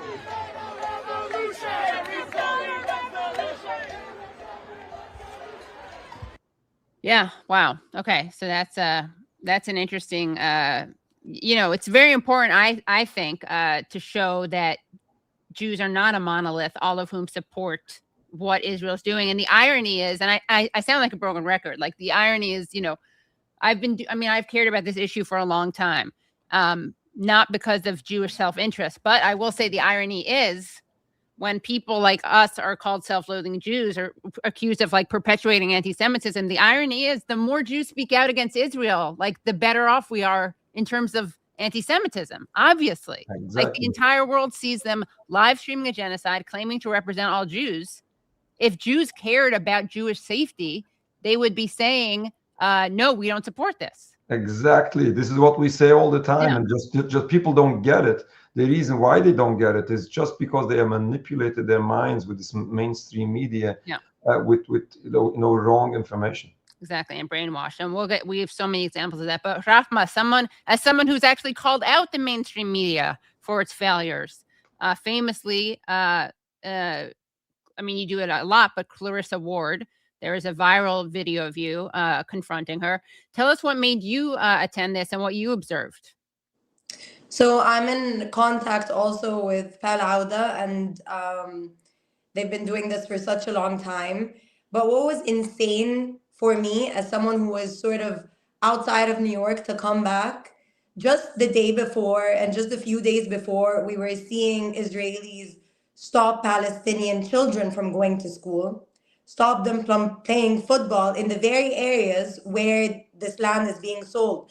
So the sense of entitlement and the audacity to have a public event when people are aware of this shows that we are in such a dangerous state where people are still allowing the narrative that justifies these actions. Because if we were in a normal setting, not only would this be completely criminalized, but people would be so insanely scared to hold such events. So the fact that we have these events happening years into a genocide just goes to show how much we're not as far as we'd want to be. And what New Yorkers don't realize is what is happening in Palestine is happening in the very heart of New York. I mean, we have Joseph and Elliot Mbalo, Zionists, who are taking up houses in the heart of Brooklyn. So it is insanity that but they don't want to see, they don't want you to realize just how much of a collective problem this is, how much of a collective struggle. I was at the protest. It was interesting. I actually interviewed Rabbi David, and he spoke so eloquently, so well. And it was so important to see that, and someone speaking in the name of Judaism against the very thing that you ought to be very normally against. But a lot of what people don't realize is a lot of the pro-Israel protesters, I stood amongst them. I wasn't wearing a kufiya. They didn't know. And I was hearing how Islamophobic they were, how anti-Black they were, how just and what they don't realize is Zionism is against every key value that you ought to basically have as a human being. Don't kill kids. Don't take what's not yours. And what people don't realize is a lot of them were teenage boys who thought they were on some kind of quest, that they were doing the right thing. One of these kids came up to me and swore to God that a cousin of his that serves in the IDF saw with his own eyes footage of beheaded babies thrown in dumpsters and lit on fire. And he swore to me. And I told him, show me this footage, Habibi. Show me this footage. I'm here. And he wouldn't. He was like, oh, no, I swear to you. Another one came and swore to me. He's like, you were talking about the Christians and how prosecuted they are in Israel, because Zionism is against literally every religion you can imagine, including Judaism, ironically enough. And he tells me, you're talking about Christians. Give me one Christian who can practice their religion in Egypt, for example. I looked at him. I told him, interesting. I'm Egyptian, What are you even saying? But they want to believe a reality that helps them continue this insanity. Because as Rabbi David said before, if you were to speak to those who have an inkling of a tunnel that they will listen, it would shatter their whole identity. Zionism needs these teenage boys to go off and think that they are on some kind of purposeful quest. Insane and so dangerous to everyone. Right, exactly. And you, I believe you have a video. Oh, sorry, I have to mute you. I didn't even send you the video with the guy attacking me. He was attacking me to such a degree that I got another Zionist telling him to stop. You have the video of being attacked? Yeah, he was. I'll send it to you later. Unfortunately, I didn't send it to you because you know how I am, Katie. Me and Katie are actually very close friends, so, so I do this there all the time. Well, if anyone here has a link, is that on social I'm media? gonna post it. I'm going to be posting it. So he came right at my face, and he was so aggressive. They're so aggressive, and it's sort of remnant. But the thing is, why are people surprised? We're seeing this aggression being birthed by Israelis. Why wouldn't you imagine that those speaking for violence be violent? They are normalizing criminal intent. What is insanity for us is that those who are protesting the selling of illegal land are the ones who are criminalized by media here, and those that are doing the aggression are the ones that you are scared to speak up against. And this is the problem with the intelligentsia in New York and the journalism in New York, is that it does not equate the criminal behavior that we are seeing. And that's why there's a lack, there's a very far removed of the protesters on ground with Al-Awda, with people, with the ones who are even speaking for Palestine. The wording, the jargon needs to be as effective, or at least reflect the criminal intent and criminal behavior that we are seeing. Because if you don't, you are still going to have ridiculous events such as this. Right. Well, Rahma, if you have the video on your phone, then you can send it to me, and I will send it to Brad so that we can show it, because I think it's relevant since we're talking about this. I muted you because when I talk, there's an echo. Me and off screen me for a Yeah, second. we'll remove you. Yeah, and I'm going to ask Terri some questions. Okay, great. So Terri, I want to ask you, shifting gears a little bit, but barely. But you have some demands of Mayor Mamdani. So the organization Al-Awda that you are part of, which called for the protest, posted that, quote, once again, Mamdani's NYPD kept protesters 250 feet away, out of sight and sound from the Zionist real estate event selling stolen Palestinian land. Who needs a buffer zone bill when you have this mayor? Protesters were trapped behind rows of barricades and hundreds of police officers, Mamdani and the NYPD working together to facilitate ethnic cleansing in Palestine. And we have, there's the post. So tell us about your what your demands are, Terri. Yeah, really, Mamdani has been very public about making statements saying that he sees that these land sales were a violation of international law. Well, that's a very nice platitude if you're not going to back it up with anything, you know. So at the same time, he's making statements like that. He's enabling Jessica Tisch and the NYPD and their strategic response unit to violate all of our rights and, you know, set up barriers and barricades that kept us in Manhattan. It was at least 300 feet away. And last night it was at least 250 feet away from the actual sight and sound. So we were kept out of sight and sound of the land sale event. So we're asking Mamdani to take an actual stand and stop the sale of stolen Palestinian land. So we want him to advance a meaningful cause to Attorney General Letitia James to look into the the illegal sales, audit them, and actually stop the sales from happening in the first place. We wouldn't be out there protesting if these sales weren't happening, obviously, and to stop the remove their tax exempt status from these places of worship or any place else that they have these sales that has tax exempt status, because they're violating all kinds of laws, from housing discrimination laws to human rights laws, etc., by having these sales. And then we also demand of Mamdani that he drop Jessica Tisch as the police commissioner and disband the SRG unit, which he had promised to do during his campaign, because he needs to curb the NYPD's discriminatory targeting of our demonstrations. So, you know, these barriers and the buffer zones, as a matter of fact, they put us in front of another synagogue, you know, by pushing us away from the synagogue that was having the stolen land event. That community, there's a lot of synagogues there. So they put us in front of another synagogue, is where they put up the barricades and tried to keep us there.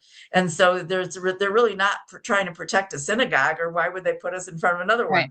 They put us, you know, they were really just trying to, the SRG, the NYPD in general, was just trying to protect this event from allowing it to go on, this stolen land sale. So that's really what it was about, and not protecting Jews. There was no incidents going on related to the synagogue that they had us in front of. You know, it was there. The whole thing was about the stolen land sale. Right. So they knew you weren't bothered by the synagogue per se, right? Right. Yeah. Right. Synagogue per se. Yeah. Right. We actually have video of Mamdani being asked about not this event, but being asked more about these land sale events. And this is from May 5th. Here is Zoran's response. Thank you, Mayor. Can you assess how you think things went last night at the Park East synagogue protest? Do you think the police effectively enforced a buffer zone? Is that what essentially happened? And was the right to protest sufficiently protected? And Park East Synagogue is another synagogue where they held one of these, yeah. Yes, I think that I've made it clear time and time again that we in this city believe in the sacrosanct nature of the right to protest, and also are committed to ensuring that any New Yorker can safely enter or exit from a house of worship, and that access never be in question, while we also protect the First Amendment. And I do believe that the police ensured that yesterday. And as you talk about ways to prevent anti-Semitism, I noticed yesterday that when you put out a statement about the protest, in advance of the protest, you noted that you agreed with the protesters. You've weighed in on the subject of Israel in a couple of other ways and recent days. And I just wonder whether, you know, are you considering whether you personally putting your views about Israel out there is in any way fueling anti-Semitism in the city? Do you ever think maybe you should just not weigh in or just not bring it up? I think fueling anti-Semitism, your views about Israel out there is in any way fueling anti-Semitism in the city? Okay, so just want to pause and say this journalist is asking Mayor Mamdani if she thinks putting his views on Israel out there is fueling anti-Semitism. Do you ever think maybe you should just not weigh in or just not bring it up? I think. By the way, that's anti-Semitic in itself. Sorry to harp on this, but the suggestion that it is anti-Semitic to say that genocide is bad is, of course, suggesting that all Jews are a monolith who support anti-Semitism. Just FYI. Thank you. Okay. Oh, yeah. Do you ever think maybe you should just not weigh in or just not bring it up? I think that critique of the policies of a government are very much separate from bigotry towards the people of a specific religious faith. And there is no tolerance for anti-Semitism. There is no tolerance for hatred of Jewish New Yorkers, which we have seen time and time again, whether it be in the graffiti of swastikas on a number of homes across Queens recently. And I've also been clear to New Yorkers my honest opinions about the fact that when we have a real estate expo that is promoting the sale of land, which includes the sale of land in occupied West Bank, in settlements that are a violation of international law, that is something that I firmly disagree with, and that I also believe that many New Yorkers firmly disagree with, because it has been at the heart of an ongoing effort to displace Palestinians from their homes. I'm going to touch on one more, Kelly.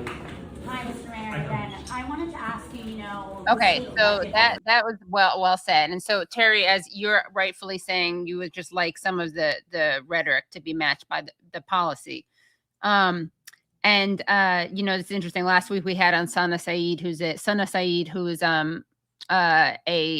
journalist, and she was talking about how we have to be vigilant against the charm offensive or the charisma of Zohran Mamdani, as she called it. But I also said that it's also hard because when you see him being unfairly attacked, I'm just being honest, it is harder to criticize him, because I think it makes us want to kind of rally around him. And that, of course, is something that is one of the dangers of when the right is so powerful and so unapologetic and so emboldened and entitled, as Rahma said, because then everything is shifted to the right. And so then we want to protect Zohran Mamdani from being called an anti-Semite unfairly.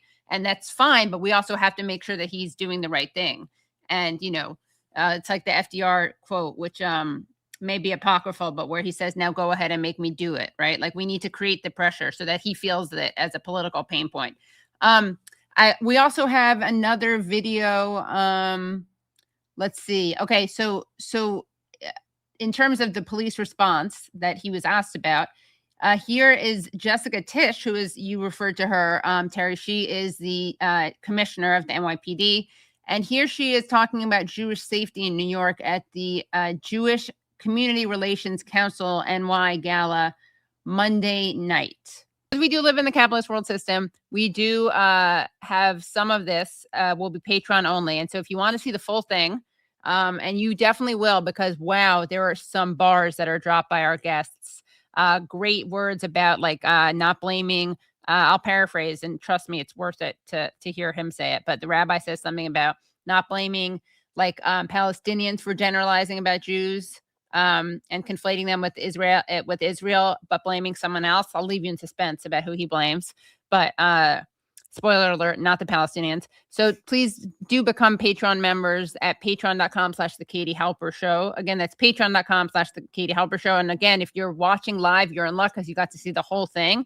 But also, this is my fault. I didn't pit against the Canadians against anyone. So thank you. Cheers from Canada. Wonderful guests in chat. Thank you, Brett Boyle. Now, I mean, I'm just so ashamed of our viewers from other countries who haven't thrown down a shekel or a rupee or ruble. Hey, in this global economy, Yeah. True. Yeah. So and we're my Egyptian fans. I mean, we had Rahma Zein, Egyptian celebrity, comes from a major media family, not major media like a mogul, like a family of very good journalists, and I think she has 1 million followers on Instagram. Oh man, we really should have streamed this one on Instagram. Anyway, we'll do that later. We'll put some clips out there. Thank you so much, Charlotte. Thank you so much, Rabbi Dovid Feldman. Thank you so much, Terry. Thank you so much, Rahma. Thank you so much, Bradley. Thank you so much, Nate. Thank you so much, Phantomus Fanta. Thank you so much, Guido. Thank you so much, Leah. Again, if it turns out Leah's like a Scientologist or something, we disavow her. That's Scientologist phobic, but whatever. And thank you, Ashok. That was a wonderful segment. I know it's a little bit like time. I don't know if I'm being biased about time, but there's just something about a religion that's young enough where their now you're being ageist. Where their savior has a driver's license. That I'm just like, that's just kind of weird. Right. You know? Yeah. But maybe that's just me. I don't know. Yeah. Well, I like that rule. Anyway, but we will see you. Oh, we are doing these Friday. We are doing these daytime streams. I'm sorry. What? I You think like this my person in the vertical chat has Oh. been making comments like this the entire time. What? Something we should read? Oh, look at this ghost talk. That's not very nice. It made me laugh. Okay, yeah, it did. Yeah. Oh my gosh. That is really funny. Maybe they have a ghost fetish. Well, again, thank you so much, everyone. And we will see you. We are starting to do these daytime streams because we have so many guests that we want to have on who are based in time zones that aren't convenient at 7 p.m. EST, including, though, I got to give a shout out to Ashok, who was up and willing and rearing to go. And I wasn't like the only time you can come on is when you is if you do it at this time. But he was willing. So laughing about genocide. Okay, why did I look? Laughing about genocide. All right, yeah. Okay. All right. Well, we will see you Friday for our daytime stream. And that will be probably 12 or 1. We'll figure that out. But Harry, we're telling you more than we usually. Oh my God, he looks like Father Time. No, he doesn't. We're telling you more than we usually do. We usually just say Friday afternoon. So it'll be Ashok is very good energy. Yeah, he's a great guest. Casper.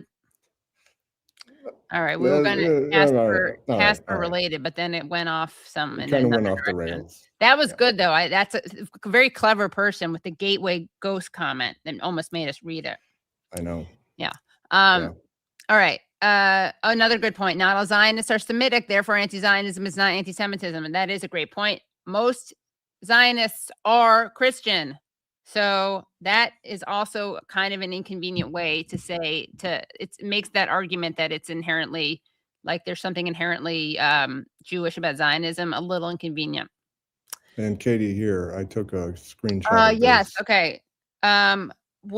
Please, Katie, Halper, and Brad would invite Doctors Against Genocide and Adalah Justice Center that represented Tiago and Saif in Israeli courts for a talk about Dr. I would love that, actually. That is a great idea. I will definitely do that because we want to talk. I jotted it down and I'll send it to you as well. Thank you. We definitely want to talk about Dr. Abu Safia. I mean, it is unreal that Judaism gave birth to Zionism. That's an interesting theory because the first Zionists were actually what? Say it with me now. Christian. And the first Jewish Zionists were what? Secular. Anyway, Dr. Abu Safia is still, I don't want to say in custody because that makes it sound like he's committed a crime. He's still been kidnapped, and we need to talk about that. And doctors all over the world should be up in arms about this. All right. Well, we will see you on Friday and then next week, and subscribe, like, here's our family friend. Hi, Donna. Hi, Donna. Great is a great last name too. Donna is a great anti-Zionist New Jerseyan. So thank you for stopping by, Donna. And we will see everyone Friday and then Tuesday. Oh, and if you watch Useful Idiots and you heard me announce that we were having on a certain guest who was basically not allowed to give his speech at Rutgers because he was the executive producer of the Hind Rajab film, you're in luck because we will be having him on Useful Idiots this week. Good. Yeah, it wasn't false advertising. It was mistaken advertising because he was supposed to come on, but we would have had to have interviewed him while he was in a car. Not fun. Okay. No. So see you guys, and thanks everyone. Have a great night. Bye. I did everything right and they indicted me. And I don't know what the I'm doing.